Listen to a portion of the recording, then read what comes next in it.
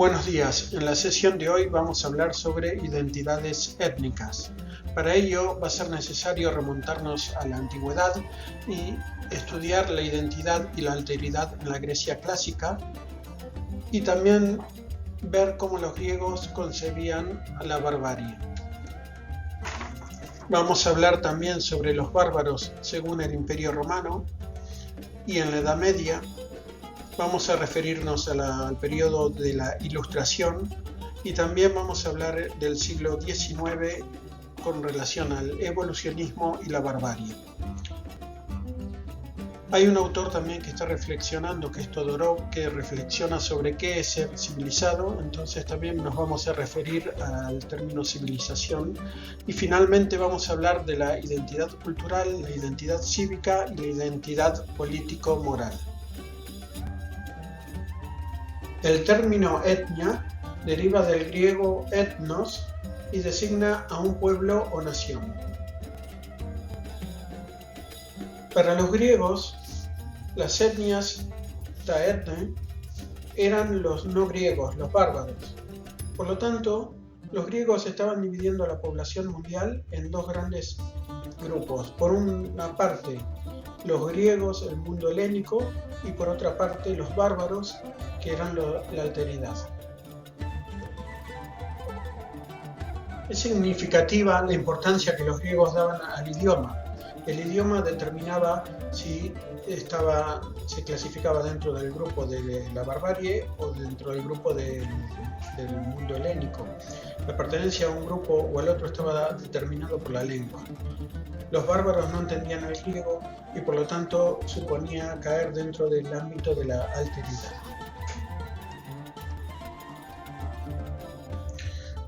Se supone que el término bárbaro es un término peyorativo que procede del griego y su traducción literal significa el que balbucea. Los antiguos griegos empleaban el término para referirse a personas extranjeras que no hablaban el griego. Les sonaba como un balbuceo, algo similar a bla bla bla.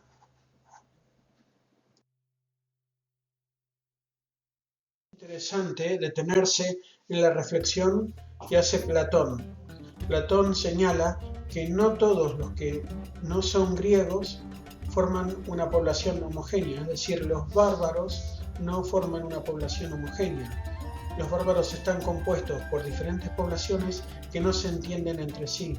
Por lo tanto, esta diferenciación de bárbaro en realidad está diferenciando muy poco, solamente entre los griegos y no griegos, pero no apunta a la diferenciación interna que podrían llegar a tener los bárbaros.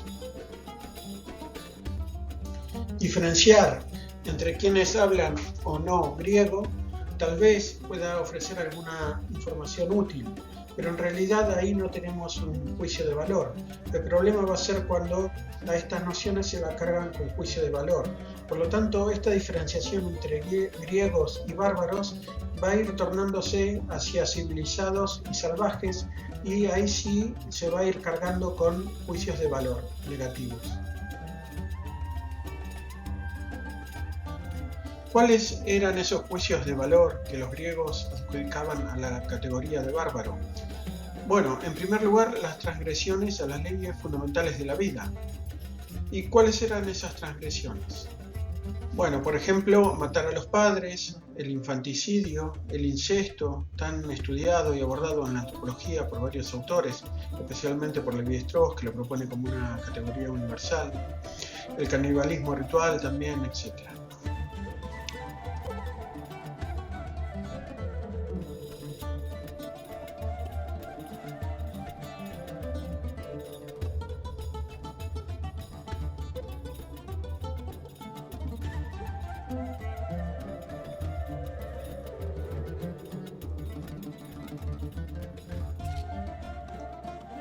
Un ejemplo de canibalismo aplicado a la alteridad lo vamos a encontrar en los relatos de Estrabón. Estrabón era un griego, historiador y geógrafo, era un gran viajero, y en uno de sus viajes a Irlanda nos relata en relación a los irlandeses. Son antropófagos y a la vez herbívoros, y para los hijos es un honor devorar a su padre cuando muere. Lo hacen para apropiarse de su poder, por lo que confunden proximidad espiritual con absorción material. Nos encontramos aquí con un canibalismo ritual adjudicado justamente a la alteridad.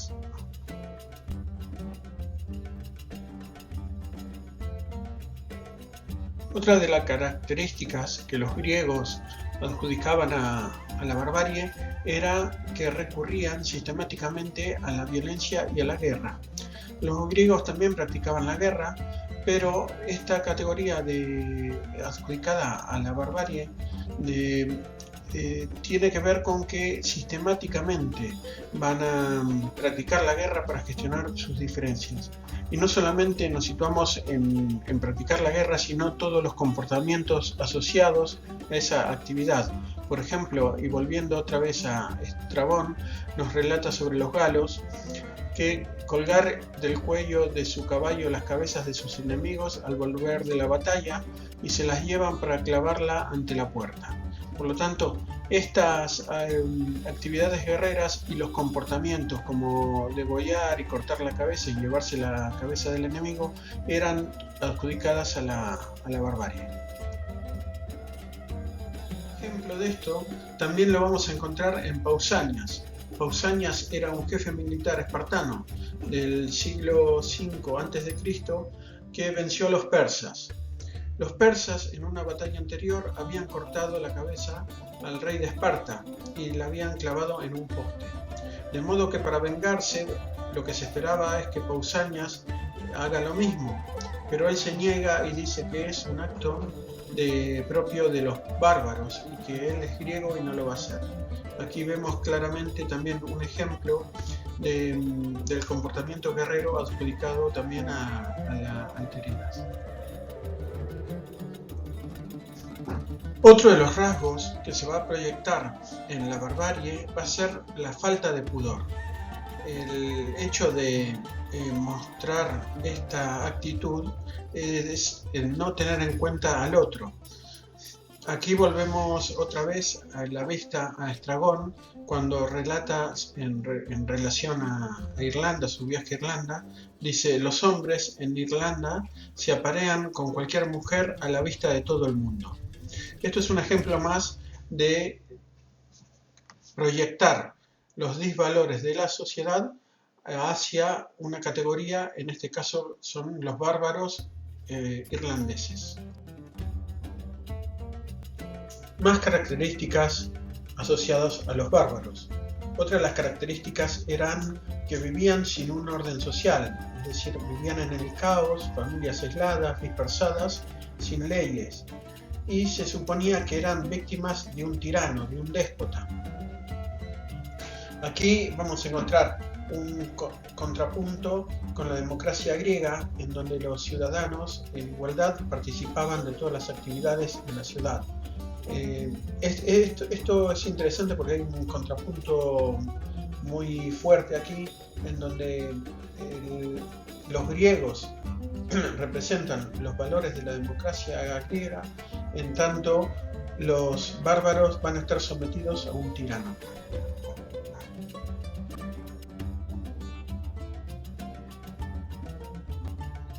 Otra característica de los bárbaros era que trataban al resto de la humanidad como monstruos y salvajes, es decir, los bárbaros no reconocían a los otros como seres humanos.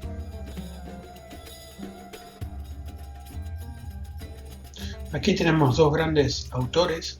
Uno es Levi-Strauss, que dice: al rechazar de la humanidad a aquellos que parecen como los más salvajes o bárbaros de sus representantes, no hacemos más que imitar una de sus costumbres típicas. El bárbaro, en primer lugar, es el hombre que cree en la barbarie.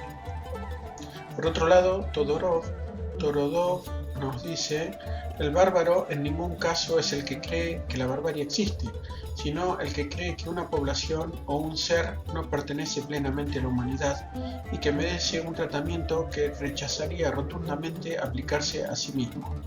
Aquí los dos autores nos están diciendo algo similar, pero que difieren en un punto. Ambos están de acuerdo en que los bárbaros en realidad la conducta del bárbaro es aquella que le está negando la humanidad a la alteridad al otro. Sin embargo, Levi-Strauss dice que el bárbaro es en primer lugar el que cree en la barbarie. Sin embargo, para Todorov, el bárbaro no es el que cree en la barbarie, sino el bárbaro realmente existe, tiene pertenencia a una sociedad que va a excluir a gran parte de la humanidad de esa categoría de humanos. Aquí un aspecto muy interesante, porque los griegos están proyectando en esta categoría de bárbaro dos posiciones bien interesantes. Por un lado, hay una proyección de términos morales que son absolutos, es decir, si una persona mata a su padre o practica canibalismo ritual o todas estas características que habíamos señalado de lo que los griegos proyectan en los bárbaros, entonces evidentemente esa persona o esa sociedad va a ser bárbara. Pero también hay otra proyección que tiene que ver con términos relativos que son también reversibles, es decir, con el hablar o no griego. Un bárbaro podría perfectamente aprender el griego, entonces dejaría de ser bárbaro. Y aquí surge también una concepción relativista en la misma Grecia que es bien también interesante, porque Estrabón ya planteaba que los bárbaros son aquellos que no hablan el griego. Como nosotros no podríamos hablar su lengua, así para los bárbaros nosotros somos los bárbaros. Es decir, Estrabón se plantea una visión desde los bárbaros también. Y luego tenemos a Eratóstenes, que era un matemático, astrónomo, geógrafo y filósofo griego, en donde él planteaba que muchos griegos son malvados y muchos bárbaros tienen una civilización refinada. No solo griegos y no griegos se parecen, sino que las virtudes morales no se reparten en función de la lengua.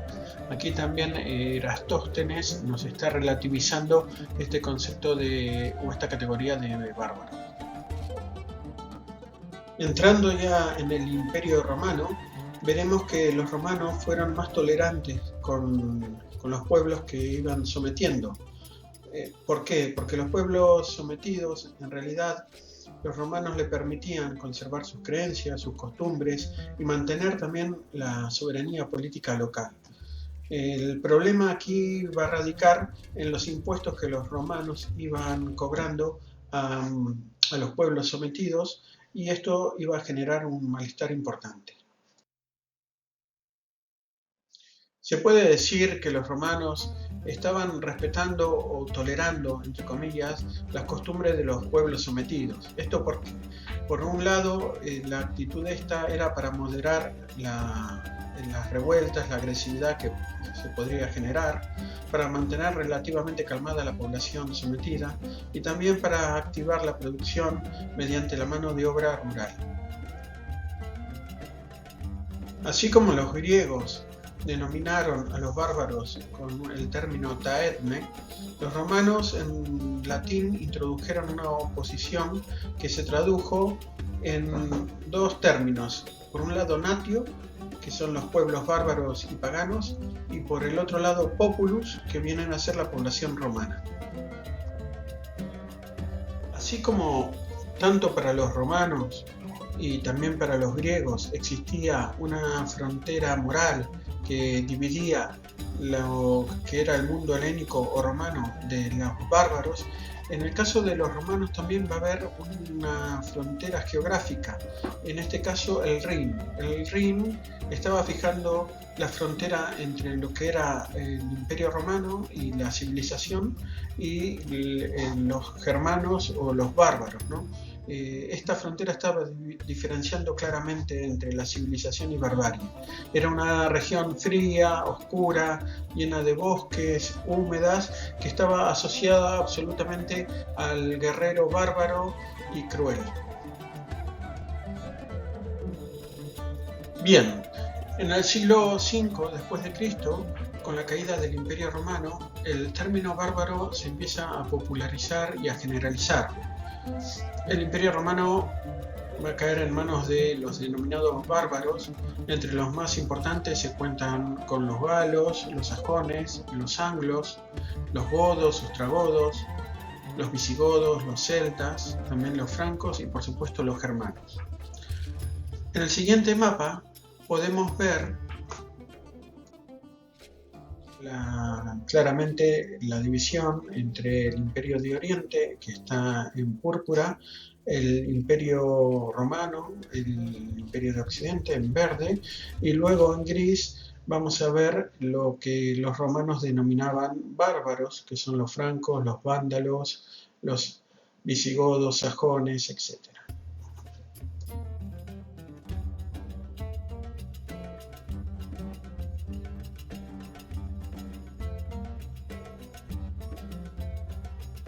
Entrando en la Edad Media, vamos a encontrar una nostalgia por esa grandeza del Imperio Romano, y la realidad actual de la Edad Media va a ser una realidad modesta, surgida por la atomización de las unidades políticas, y eso no va a contribuir para nada en alimentar a un sentimiento de superioridad cultural.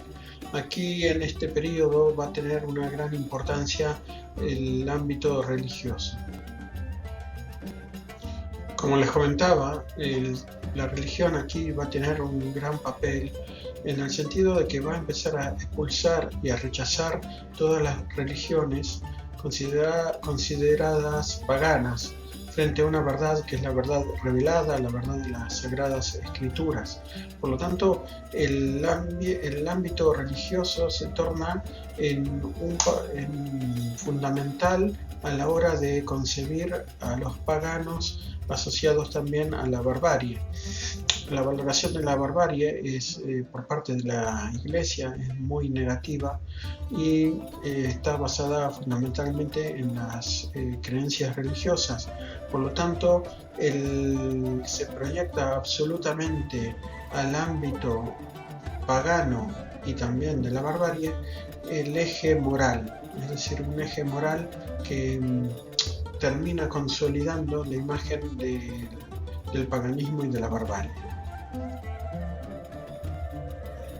En este contexto religioso, para la Iglesia, la barbarie no es absoluta, sino que es relativa. Es decir, puede existir, y de hecho lo hubo, una conversión de fe. Por lo tanto, la barbarie se convierte en un punto de vista que puede ser reversible. Para el cristiano, lo único que cuenta es la fe y la creencia en Dios y en la Biblia y en las Sagradas Escrituras. Por lo tanto, si hay una conversión, esa persona va a dejar de ser pagana y va a dejar de ser bárbara.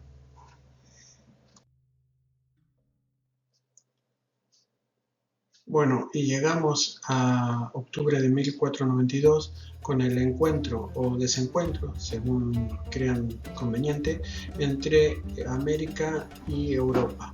Este encuentro tuvo profundos impactos en diferentes ámbitos, a nivel de la conquista militar, pero también con la explotación de las riquezas de las tierras, y otro ámbito muy importante fue el religioso, donde existieron catequización de las diferentes sociedades indígenas.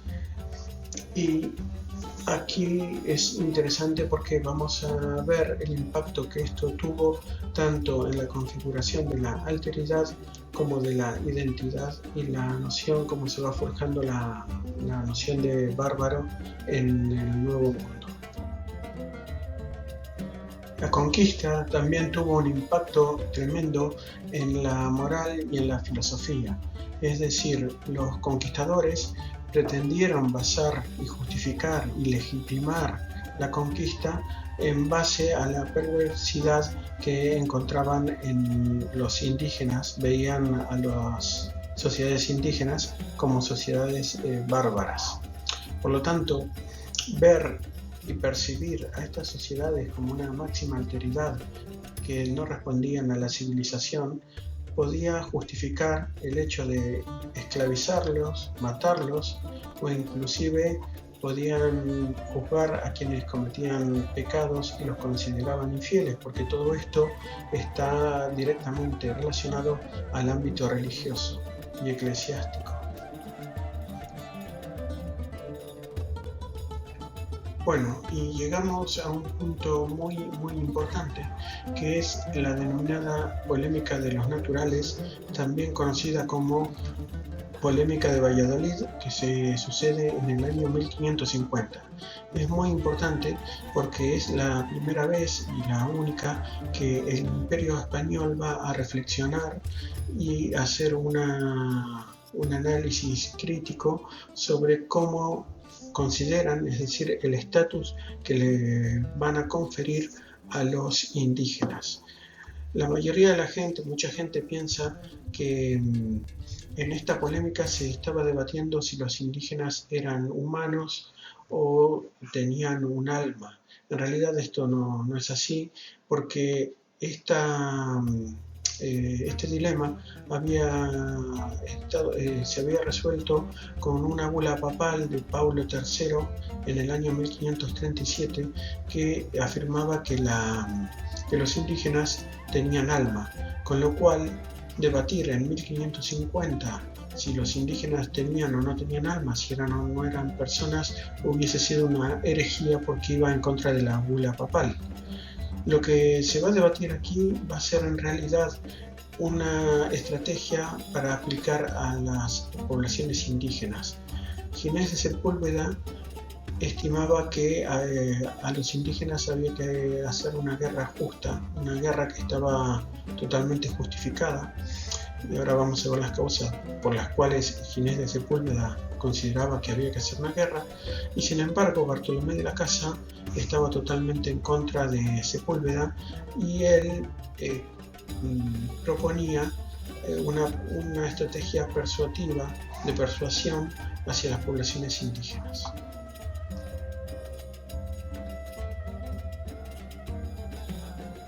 Ginés de Sepúlveda era partidario de hacer la guerra justa hacia las poblaciones indígenas y lo justificaba en su argumento primero en que estas sociedades indígenas, las poblaciones nativas, eran idólatras y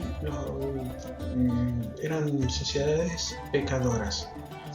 Decía que su naturaleza era bárbara y servil. Volvemos aquí a esa imagen del bárbaro y la necesidad de garantizar, incluso por la fuerza, la prédica del Evangelio. Vemos nuevamente el poder que tiene la religión en la colonización. Y finalmente estaba muy preocupado porque necesitaba, Sepúlveda decía que había que detener la antropofagia y los sacrificios humanos. Es decir, volvemos aquí, retomamos a los antiguos griegos que proyectaban en esa imagen de barbarie el canibalismo ritual. Bueno, aquí los colonizadores españoles van a ver en los indígenas este canibalismo ritual y estos sacrificios humanos como un gran disvalor, y es con connotaciones totalmente negativas que es proyectada esta imagen de los indígenas como seres incivilizados. Así, Ginés de Sepúlveda consideraba que los indígenas pecaban y por lo tanto eran seres inferiores y que necesitaban estar bajo el tutelaje español. Él decía que las sociedades indígenas eran incapaces de gobernarse a sí mismos y además, como habíamos dicho, había que impedir, incluso por la fuerza, de ahí la guerra justa, el canibalismo. Por lo tanto, era una guerra justa que iba a facilitar la prédica de la fe. Por la otra parte, tenemos a Bartolomé de las Casas, que defendía que los indígenas no eran bárbaros, tenía una posición opuesta a Ginés de Sepúlveda y Él afirmaba que las costumbres condenables, como el canibalismo que tanto le preocupaba a Ginés de Sepúlveda, o los sacrificios humanos, se daban de forma aislada, esporádica, y que era debido a la ignorancia de las poblaciones indígenas, pero no es que sean poblaciones perversas ni bárbaras. Por lo tanto, aquí encontramos una posición totalmente diferente a Ginés de Sepúlveda.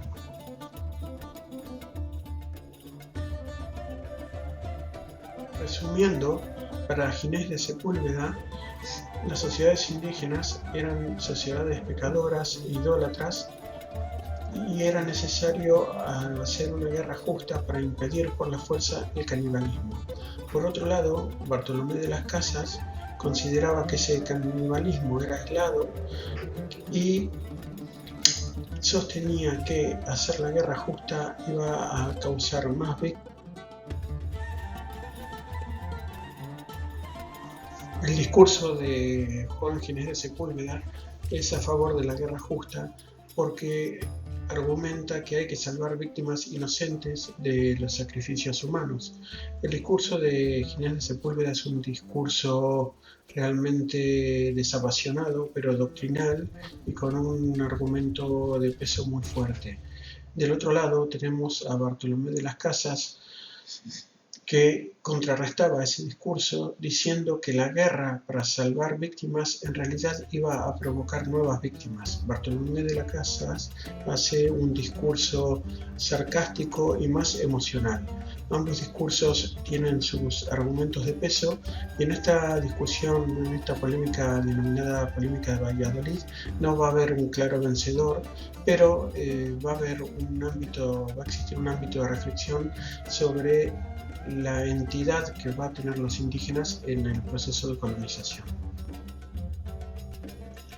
Bien, llegamos al siglo XVIII, el siglo de las luces, con el periodo de la Ilustración. La Ilustración fue un movimiento cultural, intelectual, principalmente que se va a dar en Europa, en Francia, Inglaterra y Alemania fundamentalmente, que va a inspirar numerosos cambios culturales y sociales, entre ellos la Revolución Francesa.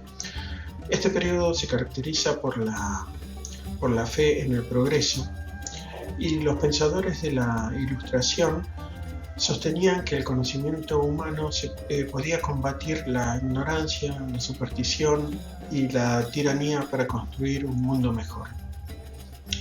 Aquí, en este periodo, hay una tendencia a encumbrar la razón, y esto se va a trasladar a la imagen de la barbarie, en donde los paganos van a estar concebidos como gente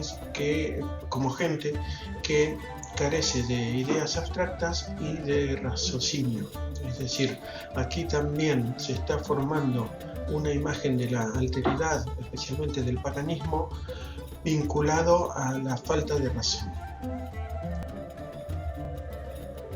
En el siglo de las luces también se va a proyectar esta dicotomía entre civilización y barbarie, la civilización fundamentalmente asociada a la razón y la barbarie asociada a la falta de razón y al salvajismo.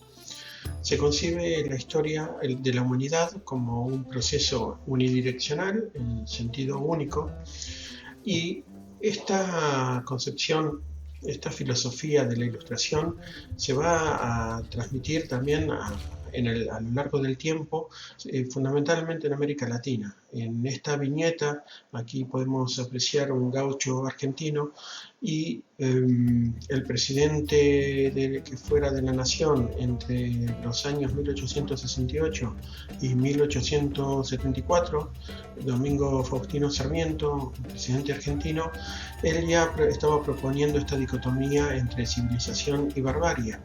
La civilización estaba asociada a Europa, Norteamérica y las grandes ciudades, mientras que la barbarie se identificaba con América Latina, con Asia, Oriente Medio, pero fundamentalmente Sarmiento estaba identificando la barbarie con los indígenas y los nativos de Argentina.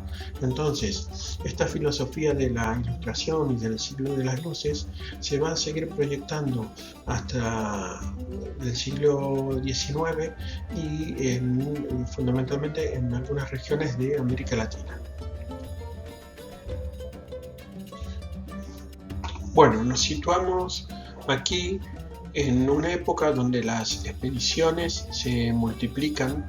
Hay expediciones que salen hacia el este, oeste, hacia el sur, y esto contribuye a brindar descripciones detalladas de las costumbres de otros países muy alejadas y muy diferentes de las prácticas europeas. Estas expediciones están difundiendo en toda Europa la imagen de sociedades otras, de sociedades denominadas primitivas, ¿no? De todas formas, las reprobaciones más fuertes sobre las costumbres de estos pueblos van a provenir del ámbito eclesiástico, es decir, de los misioneros del siglo XVIII, en donde estaban incidiendo constantemente en las costumbres sexuales de los nativos, la falta de pudor que tenían, el paganismo que les preocupaba muchísimo, y también una imagen que trasladan de reacciones violentas, de sociedades violentas.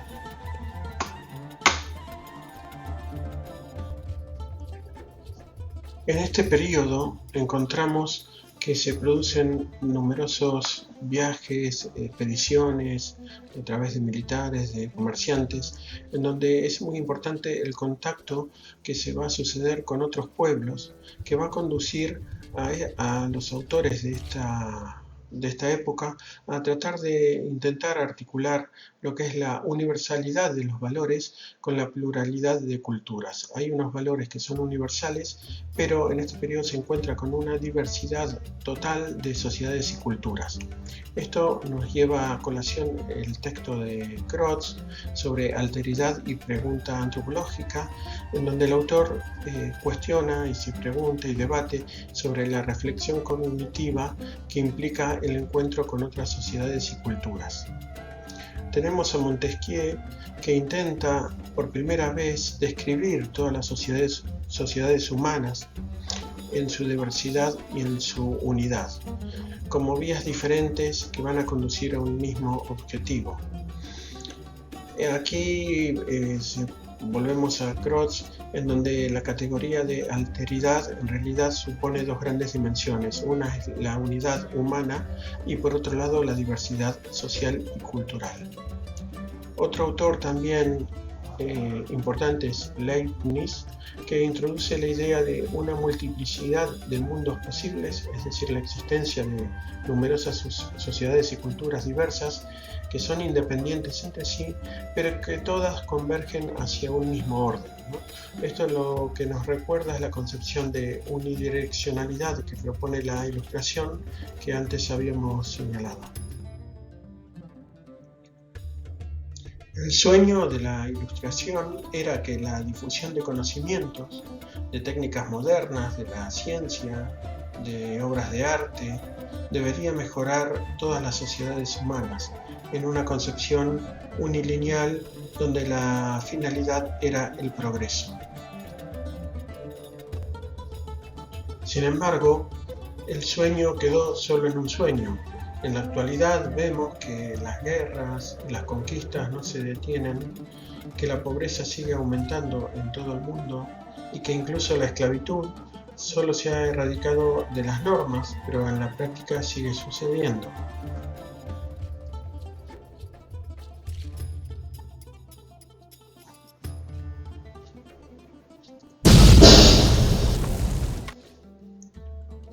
Un claro ejemplo de esto es la bomba atómica de Hiroshima, que es un indicio del progreso científico y técnico, pero a la vez una prueba de regresión de la civilización, resultado de decidir matar a cientos de miles de personas de la población civil.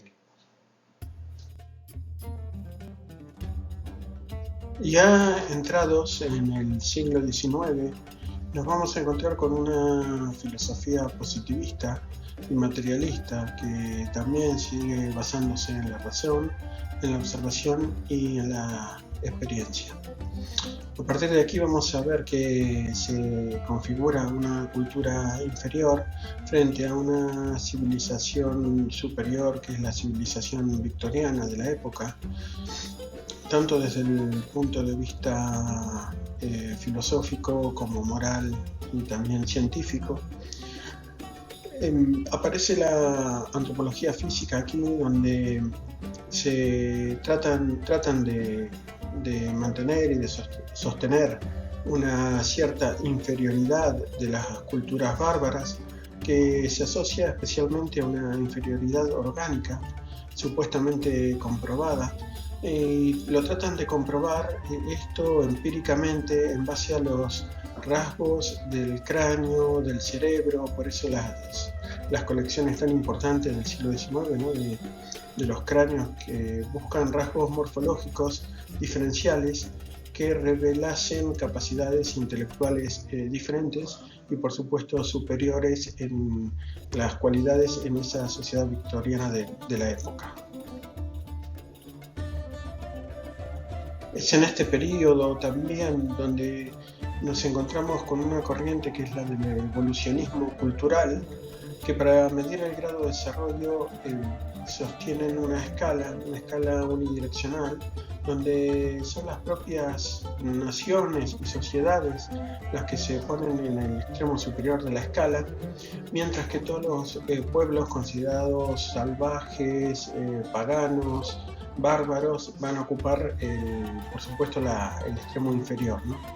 En el resto en ese espacio intermedio se van a ubicar en este modelo las sociedades que veían ciertos rasgos comparados con la civilización, entre comillas, que tenían ciertos rasgos civilizados, entonces podrían llegar a ocupar esos espacios intermedios en esa evolución cultural propuesta Bueno, todo este recorrido que hemos hecho a lo largo de la historia, pasando por la Grecia antigua, la Grecia clásica, el Imperio Romano, la colonización de América, la Ilustración, etc., nos es útil para ver las configuraciones que en distintas épocas y lugares se proyectan hacia la alteridad. Y en este punto debemos recordar que la alteridad es la otra cara de la misma moneda, que es la identidad. Una no puede existir sin la otra. La configuración de la alteridad nos conduce directamente a las construcciones sociales de la identidad. Por eso consideré necesario hacer un recorrido histórico de ver cómo los diferentes pueblos en distintas épocas y lugares fueron configurando esa imagen de la alteridad a través de sociedades paganas, sociedades bárbaras, los indígenas en América, y eso repercute directamente en la configuración de la identidad que fueron también formando paralelamente. En este recorrido histórico hemos visto la contraposición que existe entre civilización y barbarie, entre civilización y bárbaros o paganos. Entonces, llegados a este punto, nos podríamos preguntar qué es lo que significa ser civilizado, si es que significa ser algo. Bueno, en principio, ser civilizado debería ser el que reconoce la humanidad en los otros. Esto, por lo tanto, implica, por un lado, reconocer que los modos de vida son diferentes en los otros, y también reconocer en el otro que forma parte de la misma humanidad. Es en realidad la capacidad de ponerse en el lugar de la otra persona. Reconocer que existe una pluralidad y diversidad de grupos, sociedades y culturas, y ejercer un juicio crítico no solo de los otros, sino de uno mismo. Por lo tanto, podemos concluir que lo bárbaro y lo civilizado son actos y actitudes, pero no responden a un pueblo o a un individuo. Se trata de comportamientos. Y ninguna cultura es en sí misma bárbara o civilizada, sino que puede convertirse tanto en una cosa como en la otra, de acuerdo a esos comportamientos o actitudes que la sociedad va avalando o va rechazando.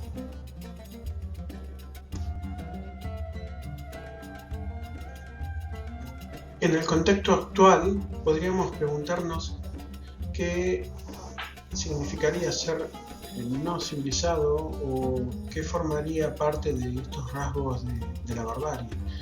Bueno, una de las cuestiones podría ser que las leyes de un país no traten de forma igual a todos los ciudadanos y empiecen a iniciar acciones de distinción, de discriminación en base a raza, religión o sexo. De allí que pueden haber persecuciones, discriminaciones, marginaciones, exclusiones sociales, etc. También la tortura, la humillación y el sufrimiento que se infligen a otros grupos que se consideran diferentes de la sociedad nacional. Y finalmente un acto muy grave que son los genocidios, sea cual sea el criterio de eliminación. Aquí los criterios pueden ser a través de la raza, la etnia, la religión, la clase social, cuestiones políticas. Eso también serían actos que formarían parte de la barbarie. Siguiendo a Todorov, vamos a analizar lo que él denomina identidad cultural, la identidad cívica y la identidad político-moral. Veamos qué es la identidad cultural para Todorov. Para él, la identidad cultural inicial en principio no se elige, es decir, es impuesta desde la infancia, desde los primeros procesos de sociabilización y también la lengua. La lengua también es impuesta, no es elegida a los inicios, la lengua materna, y está impregnada tanto de ideas, de acciones como de juicios.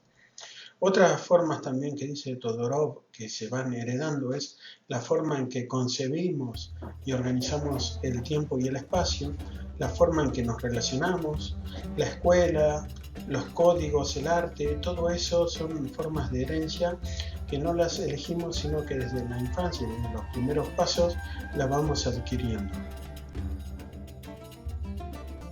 Otro de los puntos que destaca Todorov es que poseemos varias identidades culturales.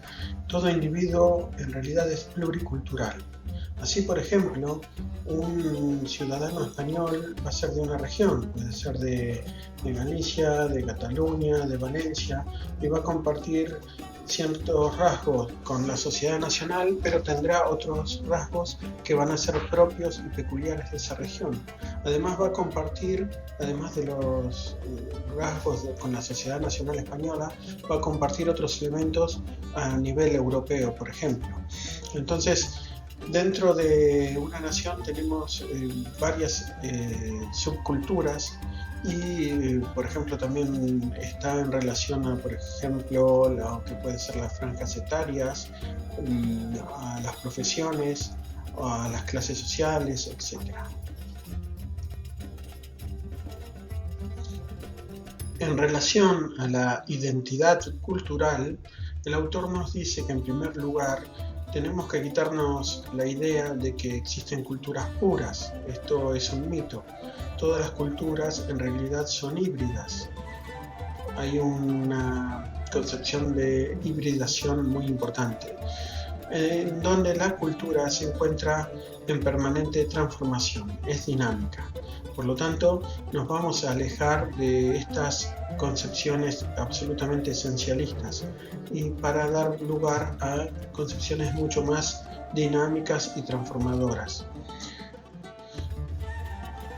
Lo que Todorov nos dice también es que la importancia que la cultura da a ciertos elementos está determinado o se va modificando, esta visión dinámica se va modificando con el tiempo en función, nos dice, del conflicto que exista con otros grupos. Por ejemplo, si en una sociedad se ve amenazada por un vecino que invade nuestra región y profesa otra religión, el elemento o el ámbito religioso va a tomar un papel preponderante en esa sociedad, que por ahí no lo tenía, pero en ese contexto vuelve a tomar un papel importante en el ámbito religioso, por poner un ejemplo.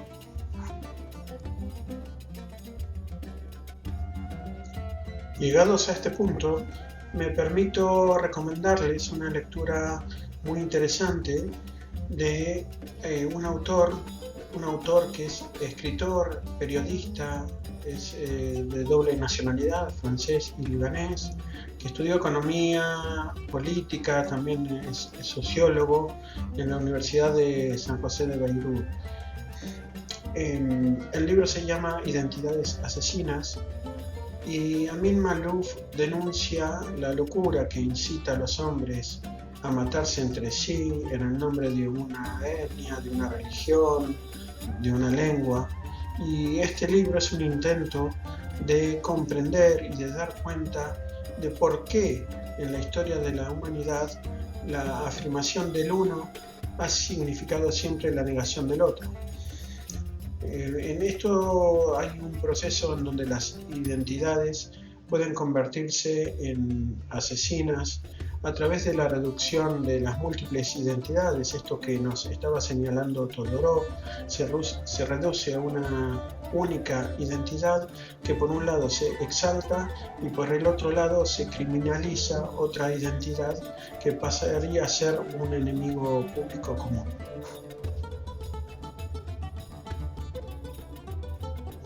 La otra identidad que nos habla el autor es sobre la identidad del Estado-Nación, la identidad del Estado Nacional, también denominada identidad cívica.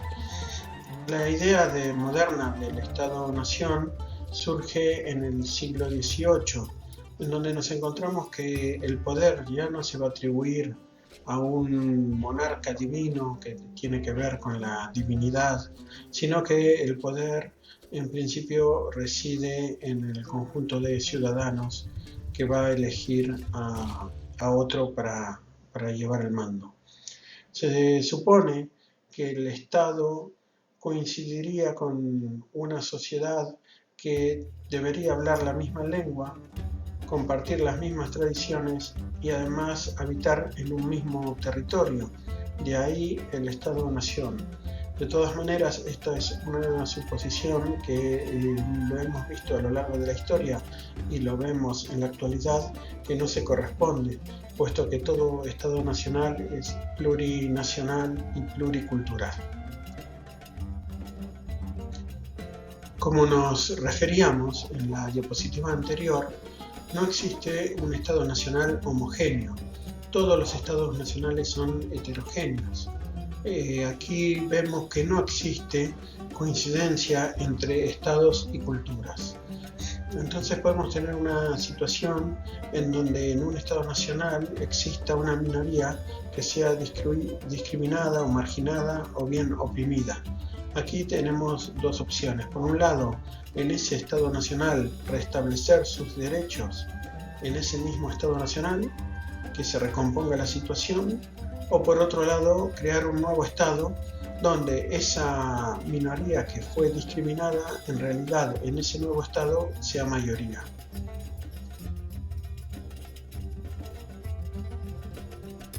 Para finalizar, Todorov nos va a hablar de la identidad político-moral. La identidad político-moral nos dice que es una identidad colectiva en donde se reconoce ciertos valores morales y políticos independientemente de la identidad cultural y de la identidad cívica, estas dos identidades que tratamos anteriormente. En esta identidad político-moral, los valores que Todorov cita para consolidar una identidad podría ser, por ejemplo, el régimen democrático, el sufragio universal, por ejemplo, la separación político-teológica, esto que no se produce en Oriente y sí está muy presente en Occidente. Luego la protección de las minorías o la concepción de libertad, por ejemplo.